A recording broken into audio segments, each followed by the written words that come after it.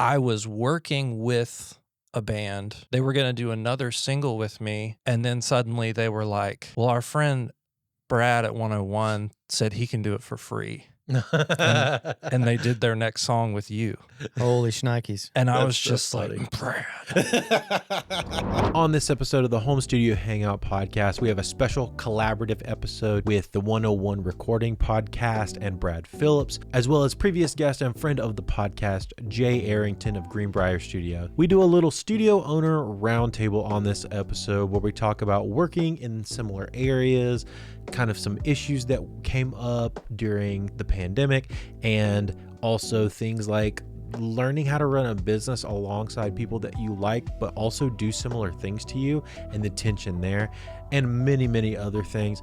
And so I hope if you're thinking about starting your own studio business, your own entrepreneurial endeavor in the music world, that you will enjoy this episode and get a lot from it and maybe learn from some of our mistakes. So without further ado, let's get right into the episode.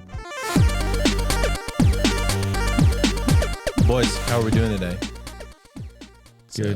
Good and tired. About to say it is a what is today? Thursday. It is a Thursday morning. I've been up way too early. Kid woke me up this morning. How about you? I woke up at 4:30 to go to the gym. You're a better man than I. What a guy. And I'm just going to leave it at that so that I sound really cool and strong. I was talking about going to the gym with Brad earlier today, and my left arm hurts like crazy from yesterday. Yeah. I got camera notifications from the studio at 6:30 a.m. and it was snowing at that point in time. And if you guys don't know where we are, we're in South Carolina right now.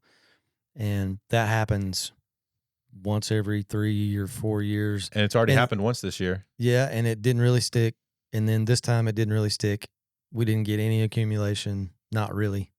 It's kind of sitting on roofs and cars, but that's about it. Yeah, so that's crazy. We can earmark this date and time that it happened, you know. It's amazing. This is going to go out on both podcast channels, so we're just going to have a little roundtable chat about whatever we feel like talking about. I feel like all three of us have very different experiences when it comes to like running studios, and I'm sure there's like a wealth of random knowledge or opinions and things like that we all have on different things. Well, and I've shared with you before, Andrew, I'm obviously older than you guys, and I've been kind of doing this for 25 years now, I guess. And some things that I've learned over those years is the fact that, like, if I don't surround myself with guys like you guys that are younger than me and that have different experiences than me, I'm shooting myself in the foot as a studio owner, as a producer, as a,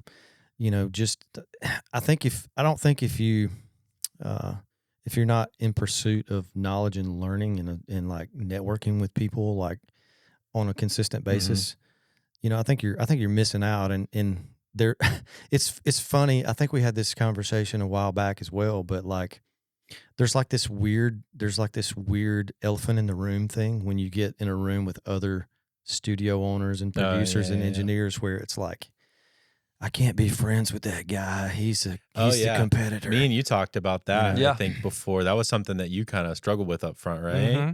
Yeah. What was that for you? Like, and when was that for you? So basically, when I went full-time in 2016, I thought, when you think about business, anyone who does what you do and they're not part of your company, they're a competitor, right? Yeah. Yeah. And I thought, technically, yeah. And I thought at the time I wanted to be a producer and mixer of all things. I thought I was supposed to be able to do everything. Yeah. And so this will be a fun story to tell. I was working with a band. They were going to do another single with me. And then suddenly they were like, well, our friend Brad at 101 said he can do it for free. and they did their next song with you. Holy shnikes. And I was just like, Brad. But like we hadn't even met yet. This was like 20 or 10 years ago. This is like 10 or 11 years ago. Over 10 years ago. So all right, let me interject. In my defense, I'm assuming it was probably in a time when I was completely rebranding here. Yeah. and I was probably. connecting with artists in the area, and I probably, honest to goodness, didn't even know Right. they had done anything with you. Yeah. Yeah. So that was not a shot at you whatsoever. Yeah. It was. I know. It was all about me trying to just get some work happening. Well, yeah, right? because you had just come out of a season of being at that point. What was this? This has been probably 2014 or something like that. Mhm. So like you had just come out of the 2008 to 2010 area of like you weren't running the studio. kind of just barely doing anything, and then completely rebuilding, rebranding, and all. Yeah. So I'm that was not No. that was not an intentional shot at you whatsoever. I completely believe that. And then there was another time that there was a young producer in the area who I just happened to get on their website, Mhm. and it literally was my website. Oh yeah, that happens a lot. Oh my God! Like a copy of your website on another. Wow. That happen. You'd be surprised how much that happens, though. But that was so threatening to me. But it wasn't even until the last couple years that I could think, we all do different stuff. We Yeah. can all be friends. What this is the scarcity mentality of scarcity like there's versus only this versus much abundance work mentality. and we've Yeah. all, you know. Yeah.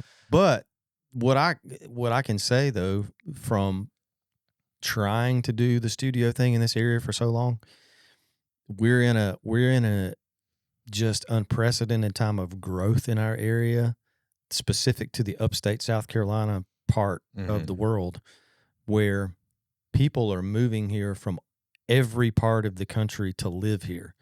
And the client base is so vast and so large now, as opposed to even 2014 or whenever, that mentality about like the scarcity thing is not necessarily true. And you guys may have a different take on that than I do, but just me seeing throughout the years, you know, when I started here in 2000, 2001, I mean, the only thing we could do was advertise on the yellow pages.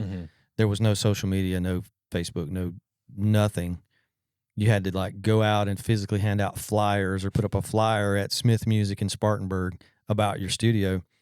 But now, I mean, there's like so much more opportunity for people in all genres of music that they live here. Well, I think You know, it's so- twofold. So, I mean, me and Donnie were talking about it a bit ago. For those that are listening and don't know who Donnie is, Donnie runs the Atmos studio here. Donnie Skeers and Sugar Audio or Sugar Immersive. Sugar Immersive and Sugar Guitars. Sugar and Guitars. All the sugar. Yeah, he does, but he does a lot with live sound, and he's friends with some of the guys that are building some of these new venues in Greenville. And Yeah, stuff. the Live Nation venue. The Live Nation venue that's coming to Greenville, which is like, that's A market stuff coming to what was previously a C market. And so we're moving into like B market territory with some of that perspective. Yeah. And the fact that like that kind of stuff is moving here, there's so many people moving here. The internet is so big, things feel closer. I remember whenever I was younger, Columbia felt forever away.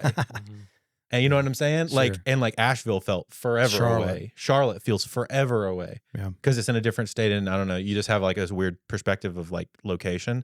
But then like me and Shama went to Columbia on Monday on a whim because Winter Jam was in there, and we have some friends that were on the run. Yeah. And like it's not actually that far. So you start looking at some of that stuff, and then on top of that, the advancements on like social media marketing and like the way that you can kind of work from anywhere.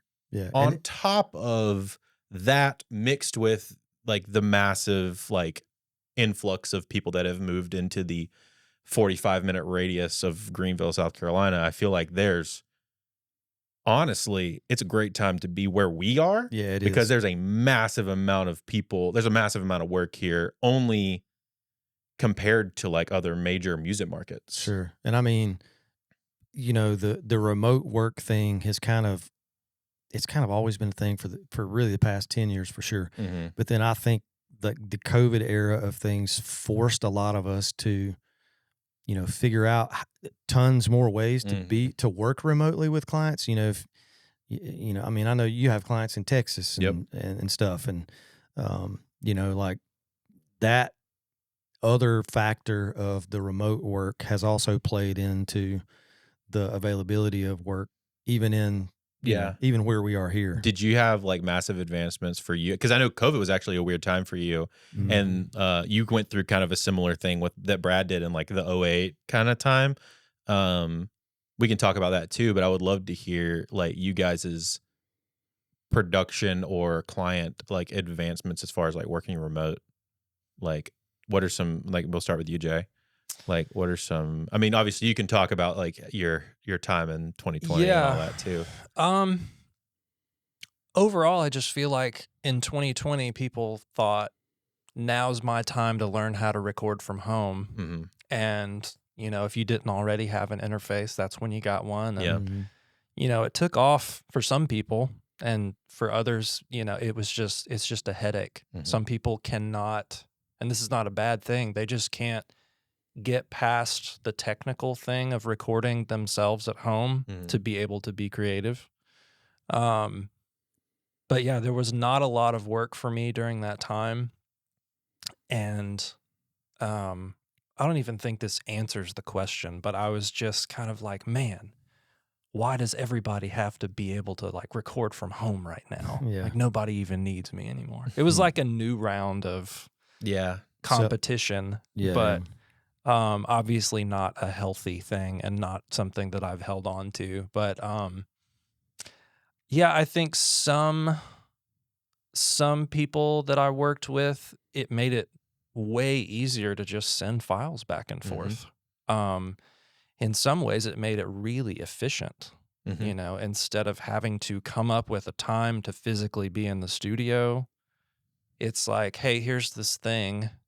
While you record this guitar part, I'm going to work on this over here. We can do it at the same time. And then usually it'll come back together and work. Yeah, for sure. What about you, Brad? So I don't know, man. My mentality over the last 10, 12 years or so has been to embrace the situation. And, I guess I don't want to say luckily, but I intentionally started live streaming all kinds of stuff from here in like 2016-ish. It was kind of on a whim one day. I was having a conversation with some younger engineers who I had here that were like, man, it'd be awesome if you streamed out live what we do here on a daily basis with session work and all that stuff. It would also be awesome if you brought in live performances and streamed those to the internet. So I was like, you guys are crazy. That's a stupid idea. So I bought the Sling Studio unit and some cameras and started doing it. And like, by the time I did the second one, you have like 500 people watching what we're doing, and which is like on a live stream scale, like that's big. Yeah, and that was pre-COVID. That was pre anyone like being limited in their ability to watch live music or do any of that stuff. I just didn't. Until I physically set it up and started the streaming thing, I didn't really realize, like, man, there's people out there that just want to click on the video while they're at lunch at work and watch us create a song here in the studio, So I was like, wow, this is like, I feel like we stumbled onto something and kind of unintentionally. And then I was like, I'm in. Like every time I can click stream, I'm going to do it. So when the COVID thing rolled around, I felt incredibly lucky that I didn't have to figure any of that out. Like we already had the streaming thing set up. I mean, we did sessions during like the COVID shutdown stuff where there's clients in Kentucky, there's live musicians here, there's another live musician in North Carolina, and we're all working in the same day with cameras at every location, and we're tracking a 10-song album. So having all that stuff in place felt fairly seamless to me, and incredibly thankful that I was able to tell people when they called, like, hey, like we're still working kind of as normal through that time period. There was never more than I don't know, there's never more than 5 people in here at a time Yeah. for 6-8 months. Yeah, But we were like getting it done, you know, and we were offering people an option to work on their music that maybe some other studios or whatever didn't have available at the time. Because I mean, like, I'm somewhat different than maybe like what Andrew does as a producer. for sure. You know, here we're set up as a commercial space, so like, you know, we're bringing in bands and, you know, paid session musicians on a super regular basis. And you're more working off of like hourly, half day, and day rate type work. That kind of stuff from the commercial standpoint of things, you know. So like for me, we actually did some live concert stuff from here for artists during the COVID thing, which, you know, we did one concert series thing that was raising money for this, that, and the other, and it was just a really, really cool time to, well, it was a interesting and cool time to learn about how, as studios, musicians, producers, engineers, we could still make it happen, even though people felt like they were maybe limited in everything they could do. Like, we could still come up with a solution to like get pretty much the same result, you know. So it was a challenge and also a learning period that I still use today. That next week we have artists who are going to be remote in a tracking session, and I have it set up where you can, you know, as an artist, you can log in, you can watch us make your track, you can send edits, changes as the musicians are playing. And it's way more convenient for someone who lives 4 hours away to still feel like they're here, not necessarily physically here, but to be able to offer clients that as an option it's a complete game changer. I mean, because you're kind of eliminating the possibility of saying no. Yeah, you know what I mean. So you give them a second option, and oh well, I've got to work that day. I can be off at noon, and we can cut your track. So that's sick. All of those things, and I know that's a crazy long explanation, but that's what kind of I saw out of that time period, and being able to use the technology that we're even using right now as we speak to still. We're engineers, guys. Yeah. Right. What's the we're designed to find a solution to a problem. Yeah. So, and music is not a problem, but it's a creative process. We need to find a solution to what the artist needs and all those things. So, being presented a problem like the COVID shutdown thing, and coming up with solutions that we can still use are super valid to me. For me, it was a time to experiment and like try a bunch of stuff. I was lucky enough at that point I was still working at that point. I had not fully made, funnily enough, my plan that year was to make the full jump. Cause I had worked at, AU at full time and then had left that position. And my plan was like, all right, that was like 2018 or something. I was like, all right, I'm gonna give myself 2 years. I'm gonna build up, like, make sure I'm building up the clientele back up from when I had like stopped doing it before, build it back up. And then 2020, my plan was, I was like, all right, nice round number. 2020 is the plan to like make the jumping point. And surprise. Well, luckily I still had some semblance of an income because I was working at a coffee shop. So it was like, it was a lot easier for me to just like work there in the mornings. Didn't really matter because we were still open because we were food, so necessary worker or whatever, which makes no sense, but sure.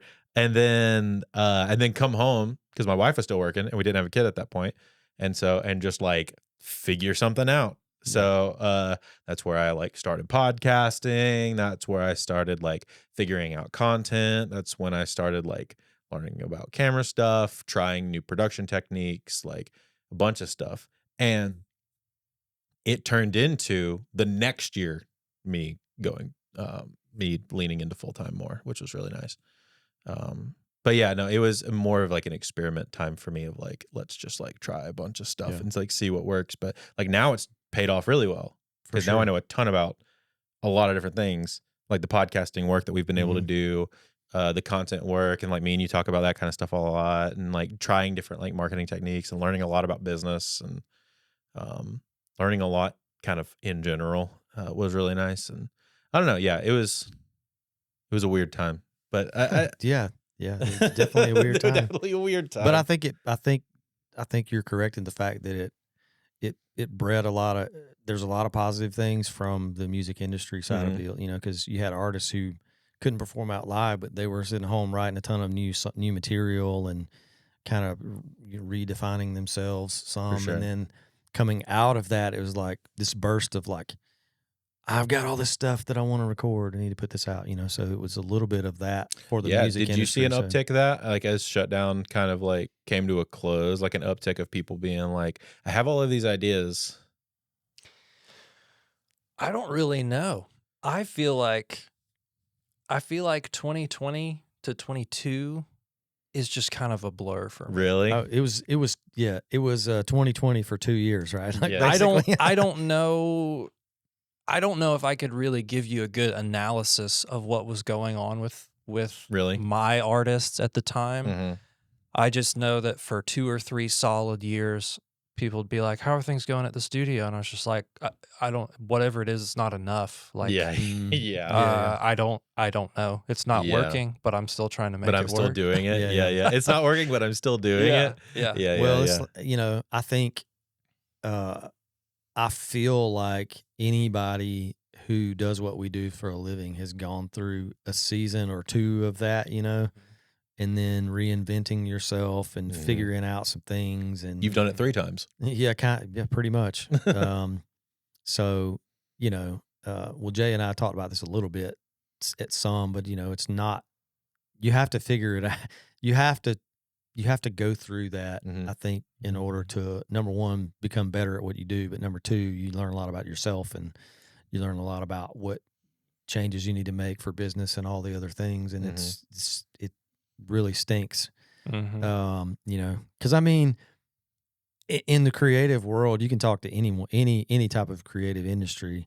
There's that self-doubt thing is there like all the time. Oh, yeah. No matter like If they say it isn't there, they're lying. no matter how successful you are and how many projects you're working on a week and all the things, you have this like You've talked to some of the biggest mix engineers and songwriters in the game recently, and like it's the same. It's the same thing. It's the same. I had 75 or 77 number ones, and he's still like, I guess I'm doing all right. Yeah, no, I've talked to some songwriter friends that I have that are super successful. I've talked to them, and there's still it's a fear a little bit of like not being able to produce the next number one or the next thing, the next sound or the next biggest deal. And it's the same problem, just different on a different level. And the same problem. Well, I mean, it's the same. I listen to a lot of business podcasts, and they say the exact same thing when it comes to like business. It's like you don't stop having problems. You just have different kind of problems. Yeah. It's like when you have no money, you have no money problems. When you have a lot of money, you have big money problems. Yeah. And they're just very much more expensive types of problems. So it's the same like running a studio or like being a songwriter or being a producer. It's like, and then you run into the other part of that conversation is the in our world, from engineers and producer standpoint, you run into the badge of honor thing about how much time you spend on stuff. And like Jay, I know you have a lot to say about that. It took me a long time. Okay. I'm gonna have to kind of split this up into what I think about this. Okay. Like as a new engineer, producer, studio owner, if you don't put in the time and the seat time, and you don't perfect your craft, like that's unavoidable. In any, if you want to be a marathon runner, do you think you can just like do a 5K and then show up to do the New York Marathon the next week? No, there's no way. You have to put in the time to hone your craft at anything you do. for people listening, don't misunderstand what I'm about to say. But like, there also comes a time when you're pretty good at what you do. It's not a badge of honor to do 80 hours a week. It is just not. It's not cool. It's not a thing. I mean, don't do it. You need to figure it out, because that's not what life's all about, and not what your career's all about. And you got to figure out a different way, and you got to reanalyze some things if that's what you're doing and you think you're winning that way. Yeah, that's super crazy. Now that I have been there and done some of that. Yeah. I'd love to hear your view on that. Yeah. When I made the switch to full time, I very much embraced the if I'm not working, I'm not making money kind of thing. And I perceived that there was some doubt from people around me that it was actually going to work out. And so I would get up. At the time, the studio was in our house. So I would get up at 4:30 in the morning, go straight into the studio, work until, I don't know, 7, take a shower, eat breakfast, and then literally work from 8 to 5:20, maybe stopping for 20 minutes at lunchtime, not going outside,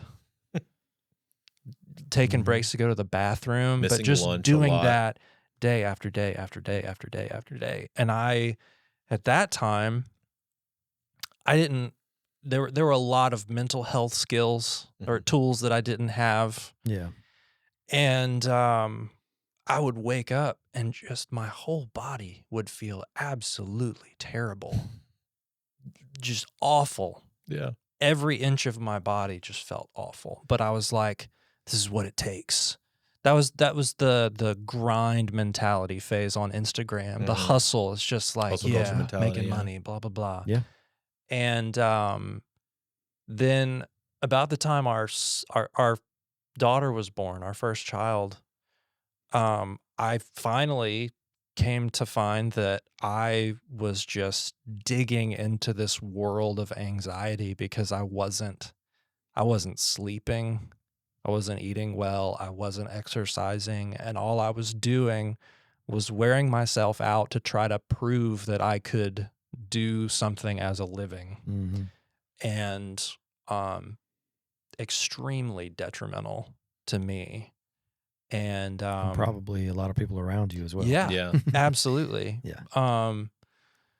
And it's still a struggle sometimes, but I have tried so hard to stay 9 to 5, not answer emails after 5 o'clock, not answer emails on the weekend. Like, we'll talk about it later. Yeah. I'm with my family right now. And there are some times that I'm so consumed by trying to solve a problem with a current project or something that I'll be like playing with my kids and suddenly remember this thing that's going on, and my mind will start trying to fix the problem, and I'm staring at the wall and like a football will fly past my face. My son's like, "Dad, why aren't you happy?" I'm just like, "Oh no." Oh God. Oh, okay. Thanks for asking that, son. Yeah. Great question. Breaking me out. Yeah. Yeah. And my wife and I honestly have had to have a lot of hard conversations of like, it's like music is the thing you love.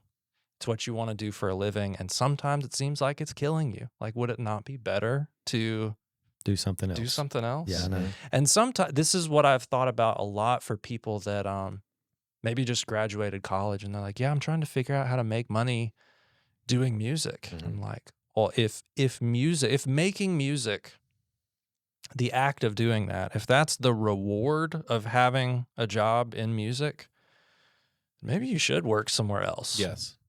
Because as soon as you try to monetize the thing you love, there is an immediate exponential growth of risk that you're going to hate it.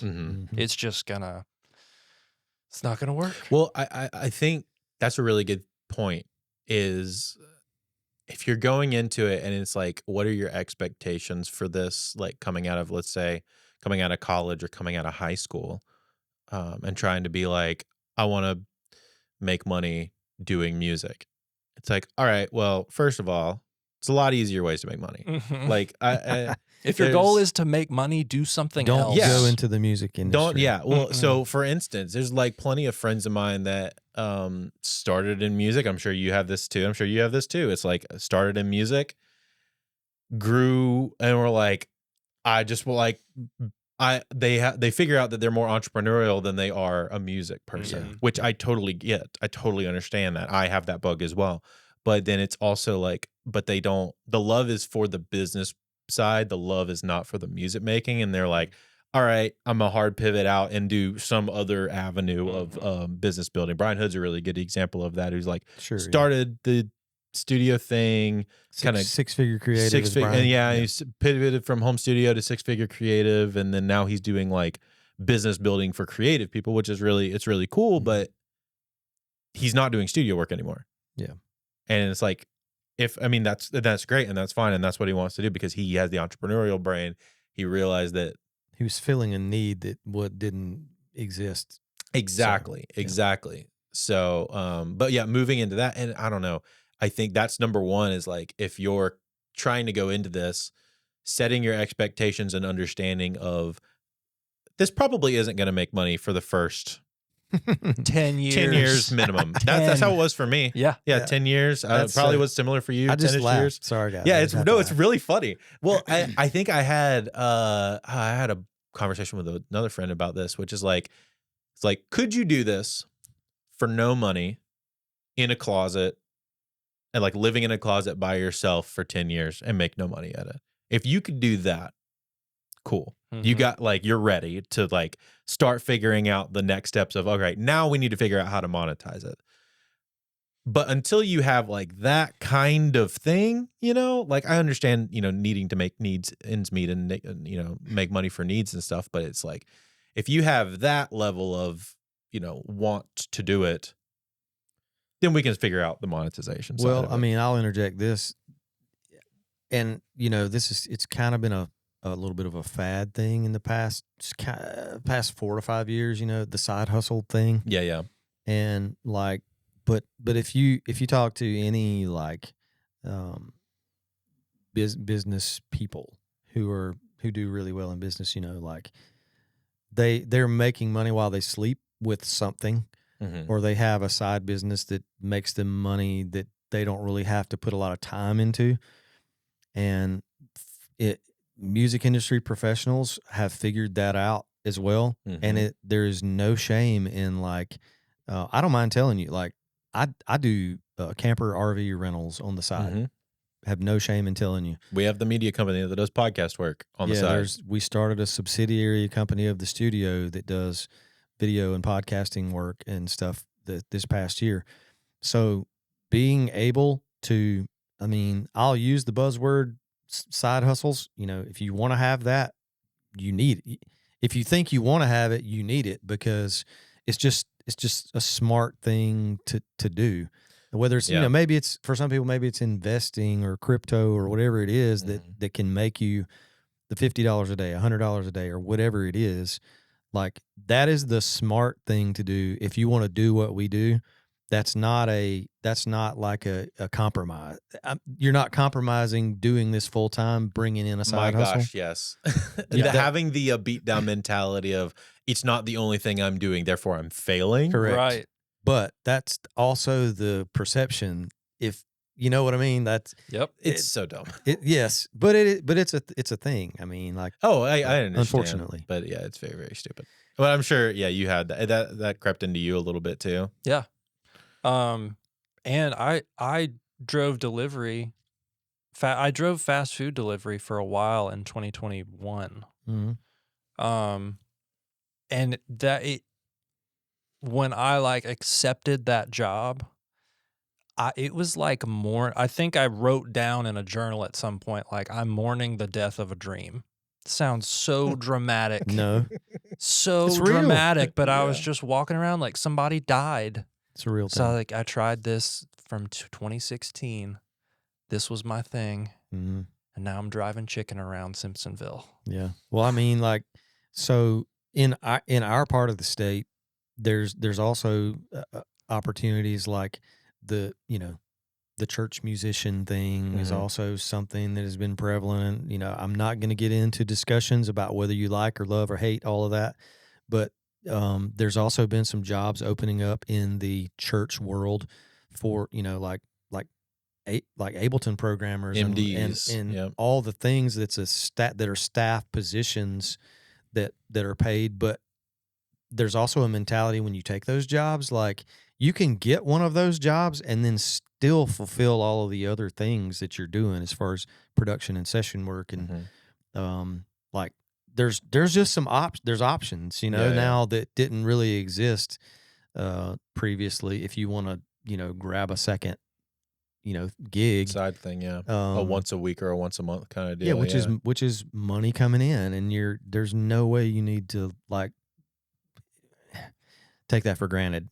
You know, you need to make sure that like you look at all the options that you have available, and maybe there's something out there that you didn't know was available that you might could, you know, take advantage of, that could For put sure. a little pocket change coming in that's consistent. Or you know, Jesse Shirts, who works here at the studio, you know, he has a friend that day trades 9 a.m. when the market's open, 9 a.m. to 10 a.m. window. You know, he's trading. If he makes $100, whatever his goal is for the day, $100, put it in the bank, close your computer, and then go about the rest of your day. I mean, those kind of things are just out there and they're valid. It's not snake oil. It's legit. And, you know, I think the sweet spot is if you can find the thing. I have a couple friends that have done this. If you can find the thing that makes you side money while it feeds you clients. oh my gosh, So that's the holy grail. that's the holy grail. Well, so YouTube is a couple of friends of mine have figured this out, which is like, this is why I convinced Jesse to kind of start doing more YouTube stuff as well, from my buddy Seth. Yeah. Goodwin. Me and Seth talk all the time. Like, we literally talked the other day. We talk about like business stuff and like strategy and all this kind of stuff all the time. And he's literally built his entire YouTube channel. I think he's got like 30,000 subscribers. And the entire point of his YouTube channel is to showcase what he does in such a way that makes people go, oh, I could do that for myself. Or he does exactly what I like. I'm just going to get him to do it. Yeah. And then they become a client. And he was like, dude, I was getting people. He was like, I wasn't even monetized and I was getting clients off of it. Mm-hmm. And he was like, and then I got monetized and now bringing $200 or $300 a month off of some YouTube AdSense, $500. He's probably more like $500 or $600 a month on YouTube AdSense now. Mm-hmm. That's great. You have some digital products you can sell, like some plug-in things or preset packs or sample packs or whatever. And then, so you monetize that way. And then you also get the client side of that as well. And it's like, that is that like symbiotic, like homogenized thing of like, that's like, if you can find a way to do that, like that's awesome. I viewed working in a coffee shop as that way, because where are people like us gonna exist in? A coffee shop. Yeah. So like musicians, 100% of the time gonna be in a coffee shop. So me being the guy that works in coffee, being able to make great coffee for people and also just talk about music stuff with artists and be like, oh yeah, that's really cool. I'd love to work with you sometime. Turned into multiple clients. Mm-hmm.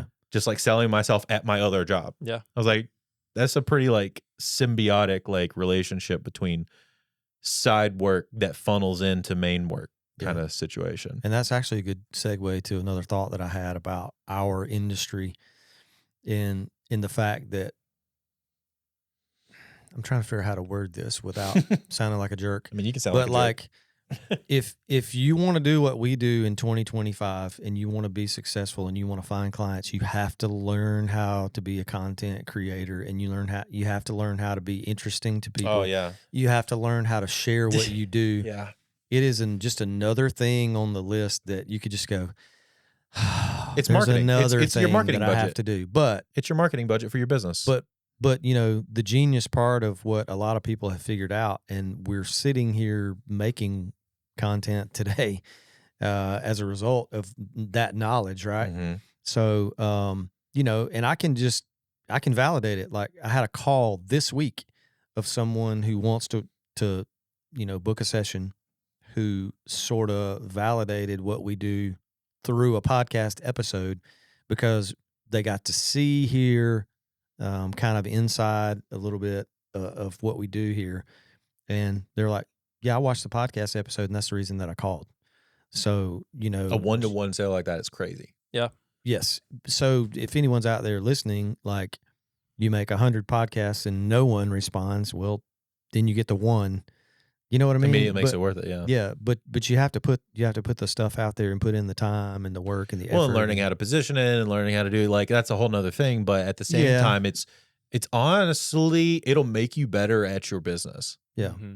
Like, so I know you've had the recent foray into like starting to do more content in the last like year or so, right? I'd love to hear your opinion because I got Brad on this train, and me and Jesse kind of have gotten you on this train in the last like couple of years. And yeah, and I was totally self-aware. I mean, I was attempting to do the Instagram stuff, and well, like I said, we'd already started the streaming thing, but this format and the YouTube format were things that I had not tapped into, and I knew that I should be doing, and as it was. I was in a mentality where it was like, oh my God, if I have to do another thing, I'm going to shoot myself in the foot. Like I don't want to have to do another thing. Yeah, for sure. Which is also, it's a point of contention, I think, for people in our industry. But I mean, what are your thoughts? So for the last few days, I've just had this kind of scripted, bitter rant in my head of like, hi, my name is Jay Arrington. I am a music producer and a mixer. It's my full-time job, but I have another full-time job, which is an advertising business that proves that the other one is my full-time job and tries to prove that I'm actually good at it. Yeah. Yeah. When I have recording clients, I don't have time to work at my advertising job. Yeah. And when I do, I forgot, I got completely lost thinking about this. It's like whenever I'm doing one, I don't have time for the other one. Yeah. And anytime I stop doing the other one, I feel that lag because I couldn't keep up. Sure. Yeah. For sure. Whenever you aren't doing the marketing content side, you feel the client dip like pretty heavily. Yep. But whenever you are doing the content side, you feel the client bump. But then you have to fulfill on all of that as well. And then my challenge is, here's another, might be a little bit of a rabbit trail that also sounds a little bit, I guess pretentious is the right word, but working in music is a creative job. It's an art job. When someone says, hey, I want you to create music out of thin air that supports my song, that's not a ones and zeros thing. You can't just show up and like push it and make it happen. And if you're not in a good headspace because of all the other stuff going on in your life, you can't just go into the room and be like, all right, I'll be back in an hour with a full song. Yeah. And the content creation side of things for your marketing side does take a lot of creativity in order to function properly. Right. Yeah. So you are also losing a little bit of the creativity bug or creativity steam, if you will, by doing the other thing. So yeah, no, I totally understand. Well, I can say from my end as an older guy, or I'm the old guy in the room, but like I embrace all of the new stuff. Like I love TikTok. I love people are hilarious, man. Dude, people across this world are stinking hilarious, and they're genius in the way they come up and create things, and I love to watch it happen. Dude, the guy you were showing me that did the kayak thing from he's from Pickens or whatever, right? Justin Floyd, shout out to Justin and his 2 GSP puppies that I follow in Greenville. He's created a brand, and it's awesome. Multiple millions followers on Instagram, has a whole kayak company out of Asheville now or something like that, and has like these, dude, it's crazy. Yeah, but I mean, out of nothing. Well, some of this stuff I've been wanting to do a podcast for a long time, and it was the time and effort thing, like you were talking about. It's like I have mixes to get done. When am I going to sit down and do all this stuff? But part of what I came to, I guess, understand about myself is like, this is an outlet for me when we sit down with you guys or the other guests that come in that I'm interested in talking with and topics and things that I'm interested in talking about. It almost it's fun for me. This is fun for me, and it's a little bit of an outlet. And I hope people that are watching and listening get something positive and some good information out of it that maybe you didn't have previously.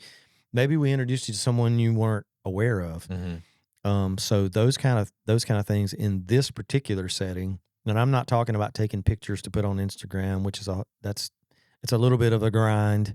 That kind of a stuff is a little bit of a grind. But this feels more creative to me and an outlet and things that I'm interested in. Well, and it is fun. I think that's the key thing is like finding the way to make it as fun as possible because it is a necessity. So you're going to have to do it anyway. You might as well find a way to make it interesting or fun for you. Right. However that needs to look. So like for Brad, it's podcasting.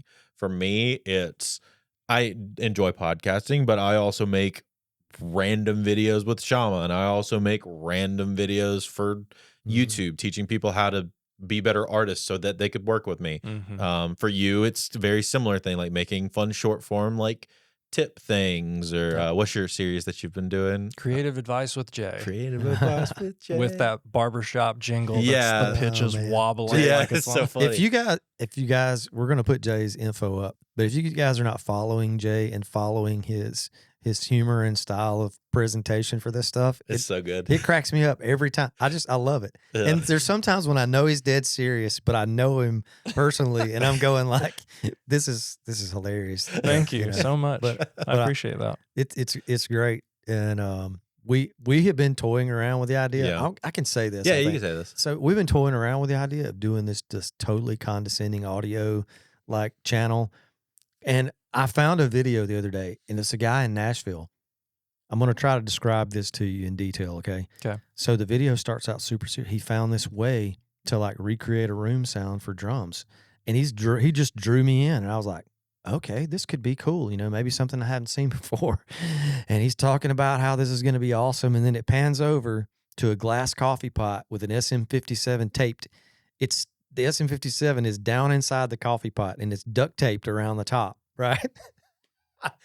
And he goes, check this out, guys. It's amazing. And all of a sudden it goes fart noise. He hits play, and it's fart noise. So, as us guys who are doing this every day for hours on end, that is just one of the best outlets to do this, just totally condescending. Like, just having fun with it. Yeah. Yeah. Just this mic technique tip. This super crazy. So maybe we'll create a whole channel one day. Sounds great. But I think having fun with it is the key, right? If you're not enjoying it, like we got in this to do stuff we enjoy. If you're not having fun with it, like what's the point? Got to change something. Something's got to change somewhere. Yeah. Like I think you did a really good job of that with like, and I just pointed with my toe. You did a really good job of that with your one take sessions. I thought those are really cool. Thanks. I think those are really cool. We got Daniel working with you on some of those, but like those, I think that's a great idea. Showcase an artist that you work with. Right. It's still your like you're still recording and mixing them. But it is like one great take, and like the hand cam, like single cam style of it makes it feel very like band in a garage type deal, and kind of a little bit of a testament to where you came from as well, like doing like emo music and stuff, or like heavy music. Yeah. But yeah, I think that's a really interesting way, and it's super fun because you get to do, worst case scenario, you can make some of your own songs, which I think you also did, right? Yeah, I think that's, and like same for you, Brad, is like doing having live sessions in here, doing some of the stuff that we did with like the Barndo stuff, and making that more of a collaborative effort was really cool, or even some of the live stream stuff you did in the past. Part of some of the things that I love just in general with music production and having the studio here is like, we've had the opportunity to work here with a ton of artists as kind of their launching pad, so to speak. And that sort of turns my crank, so to speak, dude, in the fact that like cranks your tractor. Yeah.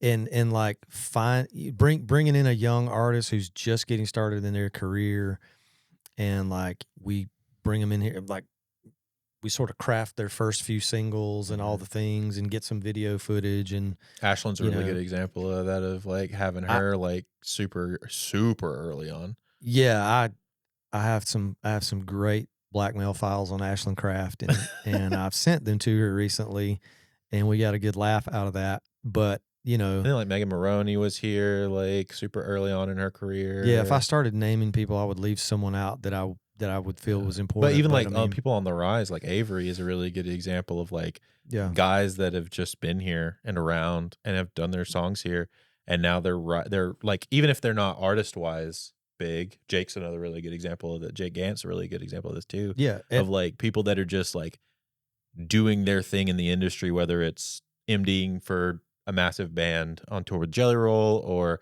like in Avery's example, like writing with just like massive names and having great credits and stuff. Yeah, well that's what I was gonna say. Partly was that, you know, when we do the live session videos or the whatever thing that we're doing, like it gets me really excited to like go out and find someone that maybe we haven't worked with yet, or maybe I already know in the back of my mind, like, oh, there's a perfect artist that I already know of that would fit this certain situation. Or there's a writer that's looking for a co-write that I'm like, oh man, if we put those two together, like that would be a crazy cool song, you know, write session and all.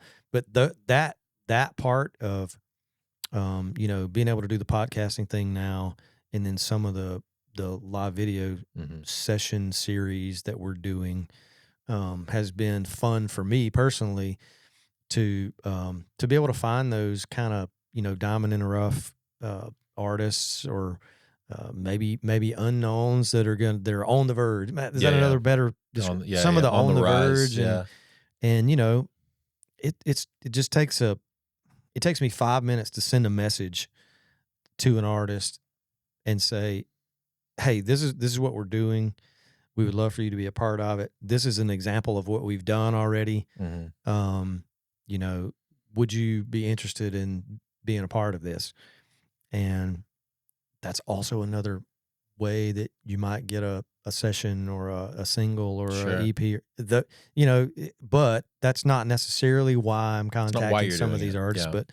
But it's super cool to me to be able to find or work with new artists like that are just getting started. I would love to pivot into this conversation too, based on that, which is, are you guys seeing and noticing, you know, yes, there's a ton of artists that are really, really great that, you know, we find and all of this stuff, but are you noticing a very stark lack of trying with artists post release? Like with some of the artists that you work with. So I've seen this before where it's like stuff comes out and it's like they say they want to get, you know, you have your Ashlands, which are great. They work hard and they try hard and all this kind of stuff. And then these other artists that just like talk the talk but don't like put in the effort on the other side. Is that I've seen a stark uptick in a lot of those as well. I don't know. Do you have a take on that? I definitely have something to. Yeah. I've seen a lot of that personally. I don't really know if what I'm going to say is exactly what you're talking about, but what I've seen is artists putting in so much effort to get a project done and so much effort to finally get it released. And understandably, you get finished with all of that and you're exhausted. Yes. So yes, this is very it's the similar people, conversation. I don't think, at least currently, I'm not working with any artists who like the goal is to be famous. Like you're not trying to break They're anybody. doing it out of a need to like, this has to be created and I can't stop it kind of thing. So, which is a beautiful place to be, honestly. I would prefer that, honestly.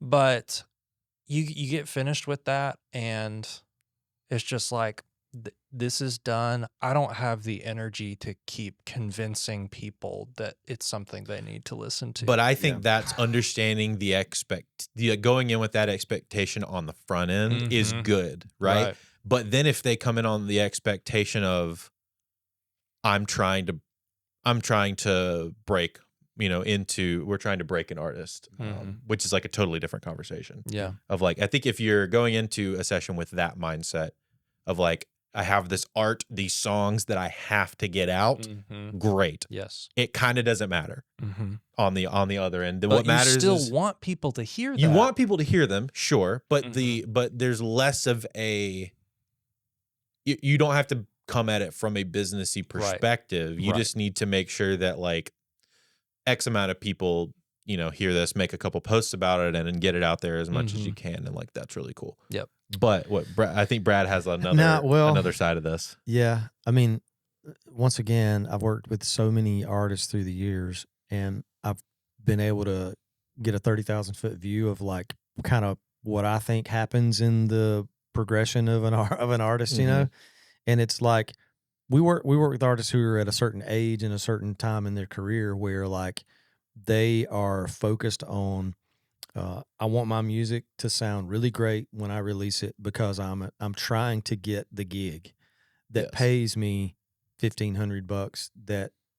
That's my income for for that week or month, however they have it set up, and that they're what I call like a working musician, a working artist, working performer, the road warriors, and they make their living playing small gigs, medium gigs, festivals, whatever it is, but they realize that they have to present themselves in an excellent way in order to get the gig that pays super well, and that's their goal, is to make money off of performing. And because I have conversations with every single artist that comes in here to work on anything, and the fact of the matter is that if you come and spend X amount of dollars on a production for a single and you release it, there's like a 5% chance or less that you're going to make your money back from streams and downloads. And if you still do CD sales you may break even.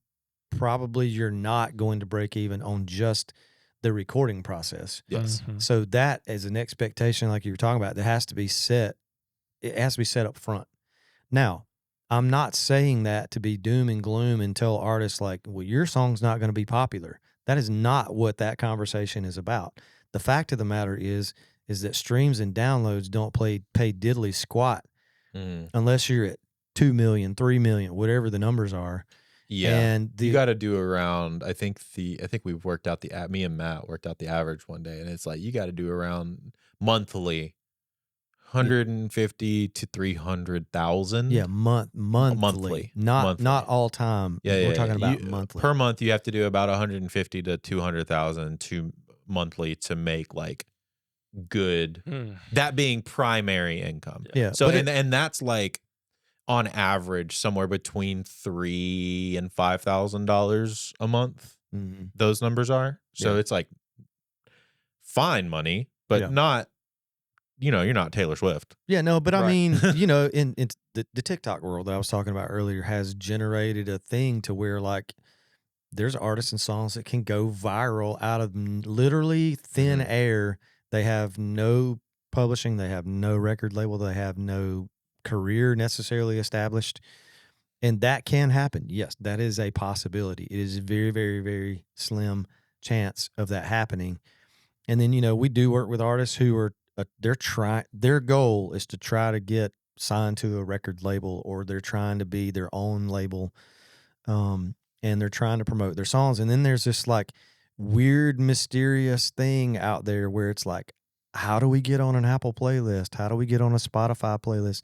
Who's curating those lists? Who holds the keys to listen to my song? And it's like this mysterious thing that's floating out there for artists that you can't Google. I mean, you can Google and you're gonna come up with these paid playlisting things, but there's not a number or an email that you can just send to Apple Music and submit and do all the things and like try to get some traction with your stuff. So that's a frustration on artists who are trying to be a label artist or whatever. Yeah. But a lot of what happens with some of those people is their songs aren't good enough. Well, I mean, we can get into that. We can get into that discussion if you want. Yeah, a lot of them aren't. They just aren't good. The songs aren't great. Yeah, and it's been the same way in the music. It's always been that way, since right? day one of any record company or any artist that put out a song. The song is the song is the song is the song, and if the song is not catchy and good and all the things, but then, it also has to be, of the time, and there's like if it's in a moment, and it's like, I don't think Chapel Roan's a really good example of this. I don't think Chapel Roan works 5 years ago, when in fact she quite literally didn't work, but she's been at it for 10 years. Yeah, but she blows up now because like 70s, 80s retro pop is like extremely popular, and she is just female David Bowie, which is great, and that hadn't been done yet. Yeah. So because that hadn't been done yet, and it's been far removed, like the timeliness of it also matters a lot. And I mean, just to make sure we're clear on what I'm talking about, an artist who is pursuing the popularity and the label thing and the playlist play and the spins and the radio play, like an artist who's pursuing that, and that's their dream and their goal and their thing. That the reality has to be like, you have to make music and you have to write a song that is going to be popular. That's the misconception with pop music to me, is like, it's country, it's emo, it's rap, it's popular music. It kind of consumes all those things. And like, if your song is really, really catchy and good and it's going to get a ton of play, then that's what you're after. But we probably all work with artists who are incredibly creative, and there are songs that they have written and performed that half of the world will never hear, that us guys are going, dude, this is great. This is art. This is amazing. This, your vocal's great. The song is great, but it's not pop music. It's not, quote, popular for the radio stuff and the playlisting and all the things. And that's okay. It's like you have to get to a point where you realize, like, that's okay. You have your audience who's consuming that, right? Well, awesome. That's who you wanted to consume it anyway, right? Yes. Your audience. But if you're going after that big label, major label thing, then you, in my opinion, I hope I don't get a lot of crap for this, but in my opinion, if you're going after the major label thing, then you got to play the game. Like, you have to record the song that you maybe didn't really want, but it's going to be a number one because it's catchy as crap. I think in that major label thing, you have to play their game to record the song maybe that you don't really love, but it's going to put you on the map. Then you can kind of do your art after that. But it's also really rare that you have outliers too. It's like, people can point at a Billie Eilish type music. Very much an outlier. Very much, in my opinion, very much a product. Like, the production, not very pop. The songwriting, not very traditionally pop. Though it has great choruses and all that kind of stuff. Birds of a feather, though, I mean. Yeah, but I'm saying, you can't get it out of your brain. Well, I'm saying, so first album. The album that she won 6 Grammys on. Yeah. Not a traditionally, like, number one charting, win 6 Grammys, comes out of nowhere, new artist type. But her target market. Her target market was off the chain. Yeah, your target market was like really, really solid. It was I mean, that was really genius. I don't care really, if you like Billie Eilish or not. No. It was super smart. Well, she's also just making the stuff that she wants to make. Now. Yeah. Now she's just making the things that she wants to make. I think it takes those couple of albums to, well, if you're going to be in that world, versus the world that me and you are talking about, Jay, which is like, I have a song, I don't care who listens, I just need to get it out.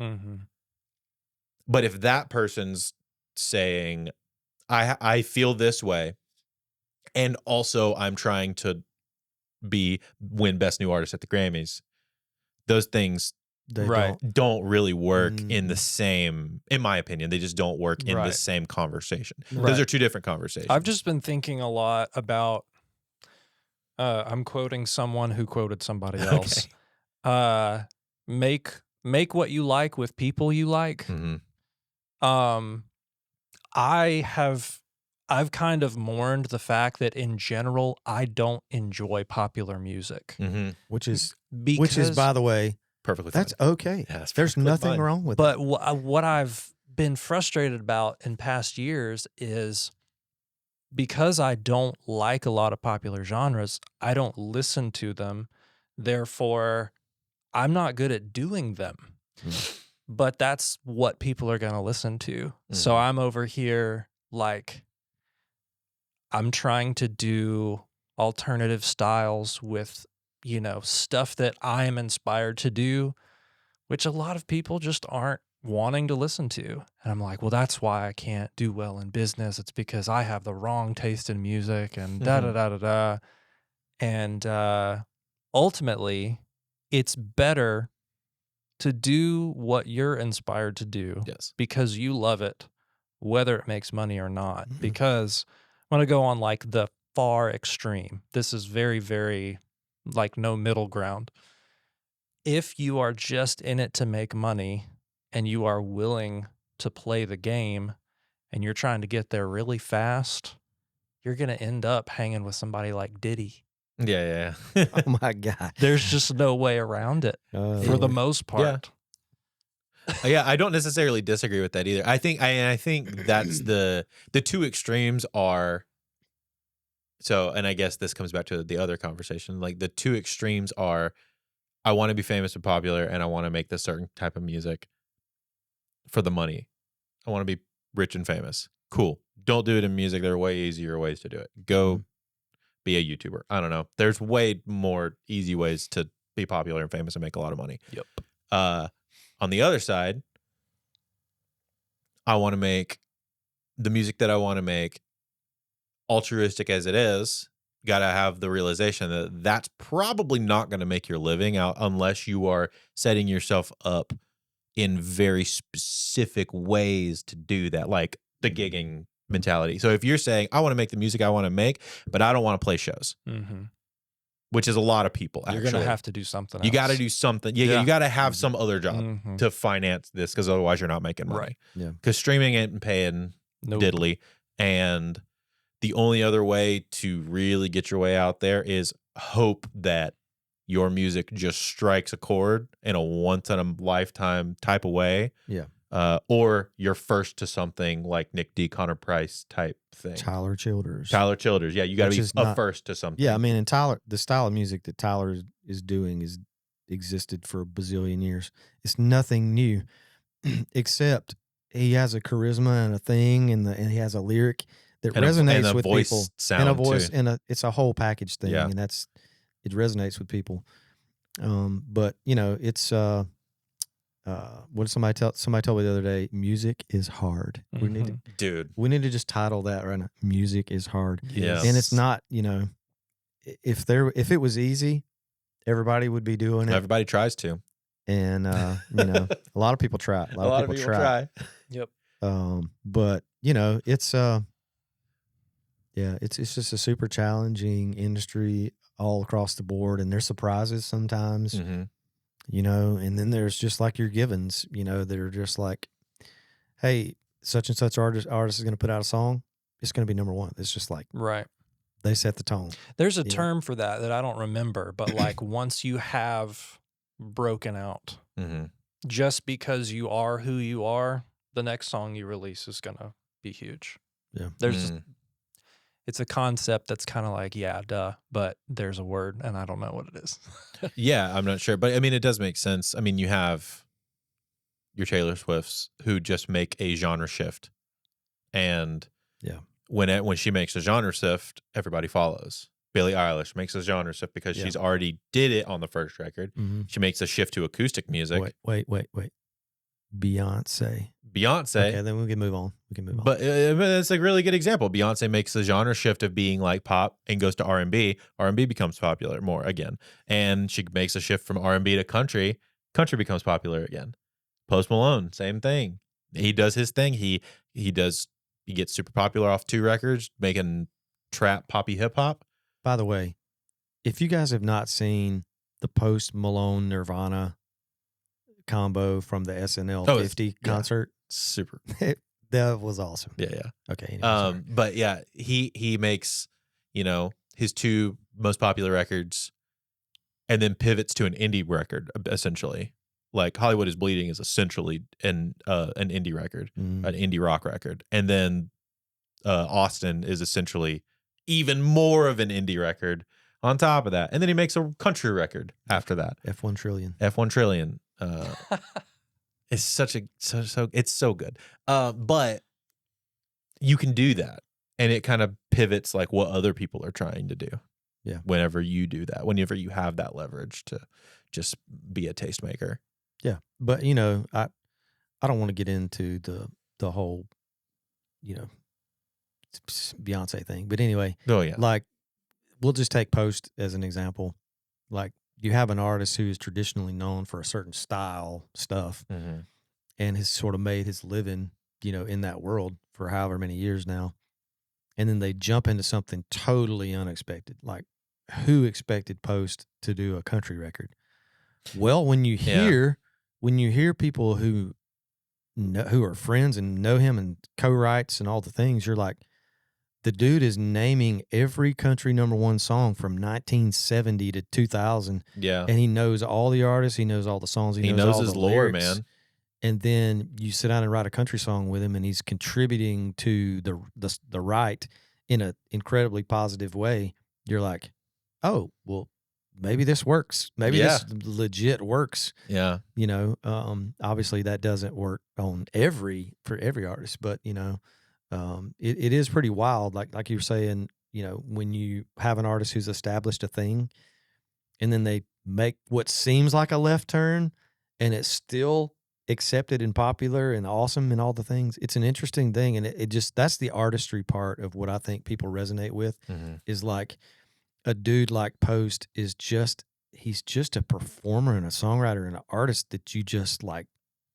You got to give him props because the dude knows how to make it happen.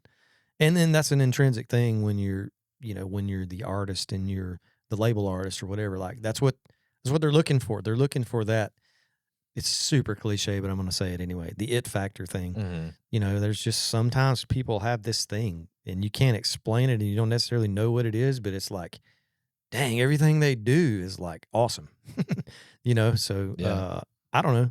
Throughout the years, there's definitely been artists like that, obviously, in all genres. Well, of and music. you love to see it when you have somebody from what I would, if we're talking about worlds here, like from Jay's world, who is just writing a song because they have a song and it just takes off. That's what you want to happen. You want that to happen where it's just like no name somebody just had a song and it just hit at the right time, and then everybody's trying to copy that thing. Tyler Childers being a really good example of that. That is a really good example. Yeah, Tyler Childers being a great example of that. That took off. Yeah, but you hope that is what everyone wants. Sometimes it's time. Sometimes it's the songs aren't good enough. Sometimes it's maybe you as the producer or engineer weren't quite ready for that. Like you haven't quite figured out their vision for the song, which is perfectly fine and acceptable, and like it happens. Part of the process. Part of the process, exactly. But I think hedging your bets on like my entire career, you can't think about it like that way. Like my entire career is going to be this weird, esoteric. Nobody could have told me that Bon Iver would be popular and making a living because he was signed to Def Jam. Yeah. You know what I mean? Right. It doesn't make sense. No. Like this dude from Michigan who writes sad songs about his acoustic guitar gets popular with all the college kids and then switches to making like weird ambient pop music and is one of the most popular artists like in the world. Yeah. Makes no sense. Yeah. But Jay, what do you got going on right now, man? Well, we're in February right now. December and January were extremely slow for me. So Which is pretty on mark for the industry as a whole. Yeah. So I dug into basically at the beginning of this year. I was like, this is my 10th year in full-time Congratulations. business. Thank you. You did it. But in my lowest point so far this year, I've been like, all right, this is if it doesn't get a little bit easier this year, then I've got to do something else. Yeah. So any part of the business side in the way of coaching or seminars or whatever that I've been unwilling to get into, I'm like, sure, I'll pay for this seminar here. What's been the holdback there? I'm actually really So interested. this is interesting. I was going to Yeah. talk about this a minute ago. I think it was a Forbes article that I saw a few months ago. I might be remembering that wrong, but it was all about perfectionism versus progress. Mm-hmm. I am a perfectionist in good ways and bad ways. What I found was that in 2021, I did the 6-figure creative course. And I just remember anytime I got new information about how I could improve my business, it was not this is exciting. I can make progress now. It was, you idiot, you should have known that 4 years ago, because if you had done it 4 years ago, then you wouldn't be struggling right now. It also, so why did you not do this? It didn't help that 4 years ago I told you about it, I think, or 3 years prior I had told you about. Yes. That was another you part of it. You told me about it, and I was just kind of like, that was the other thing. Around that time, word of mouth was fine for me. Yeah. And anytime somebody mentioned a course or like whenever I needing to told you. learn something, I was just like, oh, I don't need that. Yeah. And then suddenly 2020, I was like, I don't know anything. My website is awful. Yeah. I don't know how to talk to clients. I don't know how to check up on clients. I don't know how to budget. I don't know anything about what I should be doing, and we're in a pandemic. Yeah. You know? So really, I was just like kicking myself in the face like the whole time. But I got to this point where I was just like, okay, progress is better than perfection, according to this article. Mm-hmm. So like, I'm not gonna be so angry at myself when I learn something. I'm just gonna learn it, and I'm gonna implement it as I have time, and I'm gonna see progress. It's not gonna be this sudden break in the clouds and I'm above them in blue sky. It's just gonna be, yeah, that was helpful. Now, how can I adjust this? Okay, that was helpful. Now, how can I adjust this? That's helpful. So basically, it got to this point this year where I thought, if I'm going to make the music that I am drawn to make and have a sustainable business from that, then I've got to be willing to have somebody tell me, hey, this isn't great. You need to have this. So like I've been making landing pages for my website. Somebody told me you should be spending as much as you can on advertising. I haven't been paying for advertising. Brad could tell you about that, actually, because Brad has, I think, spent the most on advertising for a studio of a person that I know. Yeah. But I decided, okay, well, I need good ads. Well, yeah, it definitely helps. So then I started making these new ads and started paying for those to be pushed, for them to go to specific landing pages on my website with contact forms that were really thorough and kind of qualified and disqualified. Like I don't want people to spend the time filling out a quote request if they specialize in a genre that I don't do. Like, how can we let people know ahead of time? And then after you submit the form, it goes to an automatic calendar scheduling for a Zoom call, trying to automate all this stuff. So that's a lot of work. That's all I've been doing, pretty much. It's a lot of work. Wow. But also, there's an artist that's about to do an album right now, and she's going to be crowdfunding it. And using my knowledge of video, I produced a fundraiser video for her. And so I'm kind of leaning into this, like, there's this new idea that a friend of mine helped me come up with. It's like, did you know you can record an album for $500? How? You give me $500, I make you a fundraising video, and there's the rest of the money for your project. Yeah. Like, let's go. Dude, that's actually genius. Pretty cool. That's a genius idea. Well, and it's a testament to, I've noticed like a lot of people dipping into fundraising for a lot of stuff recently that's like actually worked. Right. Yeah. Books, people fundraising entire book series for like startup book, like first time writers and stuff. Dude, that's actually a great idea, especially for the type of artist that you're working with. Like that's gotta be crowdfunded. Well, yeah, it's basically it basically has to be crowdfunded for the budget that you're going to need to get them what they want. they're either going to have to save up an entire year's worth of money Right. to get that, Mhm. or have a really solid crowd foundation that each donates Right. a couple $100 here and there, Right. or less, 50 or 20 or whatever. Mhm.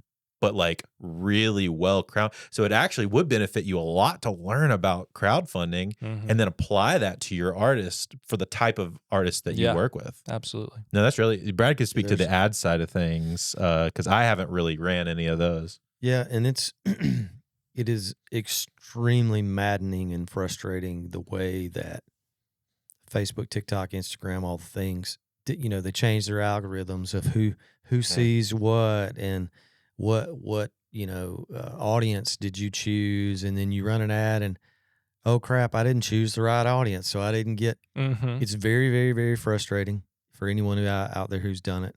When you have one that hits, like it hits. I mean, 10,000 views and clicks and all the things, and then you feel like you've won the lottery Yeah. because you had one that hits. And you know, thankfully, I have a couple of people in my circle of friends that you know they do the ads and things for a living, and they can kind of help assist me in how to set them up and Yeah. those kind of things and how much to spend. And but the continual frustrating part is the throttling of the views and the things that are happening that no one wants to really admit publicly.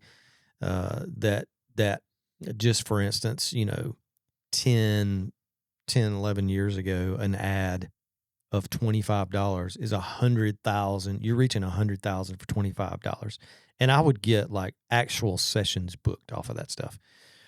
Now 'Cause it's a numbers game. Yeah. now the same ad is like nothing, literally nothing. So it's still a bit of a crapshoot. I have seen, you know, some positives to that, and you know, doing what Jay's done with setting up landing pages and automation and all the things is still the way to go, in my Yeah. opinion. When you have Agreed. all of that set up, I think that's an incredibly good way to go. But you know, it's just I just get frustrated with all of that stuff because the what appears to be what you're investing in doesn't necessarily equate to the return on investment, Sure. unfortunately. But you know, I do think it's valid and it's needed, and you need to like make sure you do some of those things and For have sure. that stuff in place. And Agreed. you know, so Jesse is the master of the form stuff. Like yeah, he's really good at he's been doing that. I mean, he's 24 now. He's been doing that for like since he was 17. Yeah.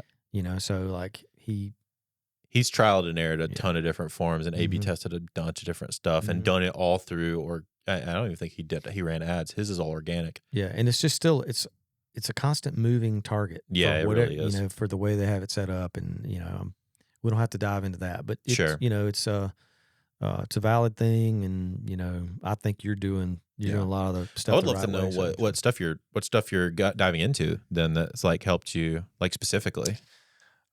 So let's see.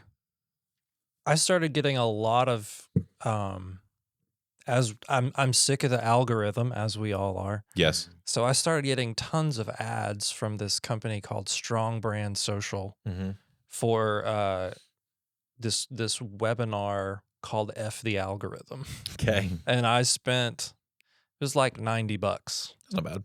And I was like, if this is a scam, I can get scammed for $90. Yeah, That's fine. And I also want to say that we understand that we are in a privileged place to say that we can get scammed for $90. We want to preface that and say that we do understand that we are privileged, but it is also cost of doing business. Let me also say that that was in a desperate spot too, because at the time I was kind of like, I really shouldn't be spending $90 on anything, but I'm kind of desperate today. I'm like, how can I? How can I get over this? Yeah, for sure. But they went into these basically breaking down into 3 pillars that you can focus on, and instead of feeling like you have to post every day and be posting all the time or you're going to get punished or whatever, it's like, how can you just put a little bit more effort into sharpening your message and then engaging people through this, explaining how you do what you do through this, and then showing the results of what you do. And it brought so much clarity to me for like what I actually need to be posting. Yeah. So now social media seems a lot more Attainable. And it's less mystical, like what I'm Less actually of a going to black make. box. Yes. Yeah. And I've seen a pretty major uptick in engagement just in the last week or two. That's awesome. Because I actually know what I should be posting. Yeah. Yeah, it helps, right? What's actually going to help business, but what, that I'm actually interested in talking about as well. Yeah, it's combining the things that's like kind of what we were talking about before of like that magic system of, hey, I enjoy doing this thing and it also brings me clients. Yes. It is both of those things. It is a thing that I can do for fun that is essentially advertising. Right. But I enjoy making it. And then also the byproduct of that is more work on the other side. I think people can tell if you're just trying to have something interesting to say from their perspective. Sure. But when you're actually passionate about what you're talking about, it's engaging. So 100%. Trying to lean into that. And also, there is a mentorship program called SCORE that a financial advisor told me about. Is this the thing you told me about? Yeah. Yeah, you told me about this. I looked into it. It's successful business people who volunteer their time to mentor on a regular basis people who are starting small businesses or have growing small businesses. And I've set up a few of these calls with Jerry, who's my mentor. And it is so helpful and so validating to have somebody, his business is not music, but everything he's talking about, it's business related and it applies. And for me to just get on a call and be like, I'm trying to do this. I've seen kind of a change here. I'm curious about budgeting. And he's saying, well, why don't we do this? And when you get to this point, here's this form. Let's go through this form together with your numbers. Let's run through this and look at statements. Like all of this stuff that I should have done 7 years ago or farther, at least I'm doing it now. Yeah. And I'm not in a place where I'm kicking myself anymore. Was the last time we talked, I don't know if this was you, but somebody said there is no doing wrong. There's just learning. Is that something that you?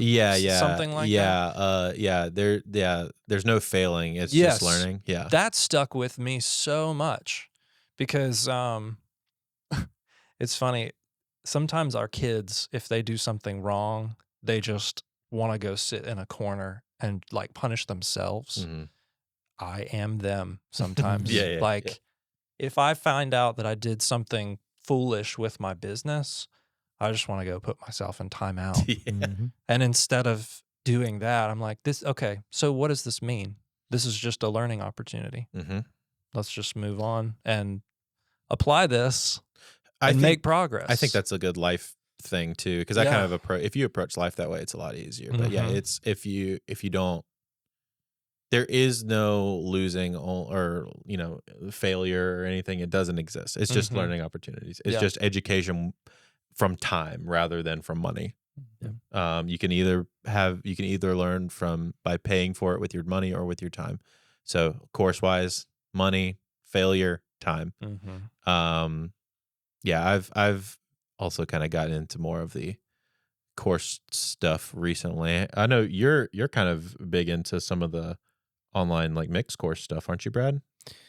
Yeah, a little bit. I mean, I dove into the Michael Bauer template stuff. Yeah. Last year some. And mixed with the master stuff too, right? Yeah, but what I guess I would say in a generality is in the fact that if you're not willing to learn continually and you don't have an appetite to learn something that you didn't know, even audio wise, business wise, all the things. If you don't have that open minded attitude, then I think you're going to shoot yourself in the foot over the long term. So yeah, so that kind of stuff I think is super important. Well, and And you're gonna- even if it's just a quick, like, like a YouTube video that Yeah, pops up through, for like, sure. oh, I'm going to try that. Yeah. That's super cool, For sure. Well, So- you're gonna be preventing yourself from actually succeeding at that Yeah. point. Yeah, you are your own worst enemy Mhm. of, skill prevention. Like Mhm. at the end of the day, this thing is a combination of accruing skills and then applying those skills in a creative way, right? Yeah. So if you're not acquiring new skills, there's nothing to apply ever. Yeah. Because, I mean, I could be at my age, I could be just like, get off my lawn kind of guy. Plenty and of just, guys that I've aren't, done it. yeah. I've done it this way Yeah. all my life. I'm not doing it another way. Yep. But like, I just have I want to know all the things. Like Mhm. as much as I can possibly like find out different ways and different things and all the stuff. Like For sure. I don't have to do it. If I find out there's a different way, I don't have to do Yeah. it that way. But if there's a different way to get to a result, it'd be Yeah. awesome to know. Well, guys, I think that's a good place to call it. Good chat today. Yes. Why don't we all drop websites and handles and all that stuff, Jay? Yes. www.greenbrier.studio, not .com, because that's not cool anymore, right? Yeah, and then you changed your Instagram handle. Yes. j.at.greenbrier.studio. But I bet if you just type it out, it'll probably come up. Yeah, probably so. And Brad, Awesome. Well, we're studio101recording.com, at Studio101 Recording, Instagram, Twitter. What else is there out there? All the things. all the things. is Studio 101 Recording. Yeah, I think that's all of our Yeah, most all of of these. our And the stuff. media one is Studio 101 Media at Studio 101 For all the- Media for any kind of podcasting things. any podcasting needs. Yes. And then mine is at Music by Drew, DRU for all of the socials, and then musicbydrew.com. Same spelling for everything. It's the same for everything. Nice. At Music by Drew. So I changed the way I spelled my name so that I could specifically get all of the handles to be the same. That was the motivation? Yeah. That's awesome. Because it's really easy. If I say Music by Drew spelled DRU, Mm-hmm. really easy for people to remember. Mm-hmm. And it's always the same across the board. Yep. And the website's the same. Mhm. Also really good SEO if it's all spelled the same. Yep. So, but yeah, Fantastic. so go check everybody out. Follow everybody. Great combo, boys. Bye-bye. Thanks, guys. Sweet.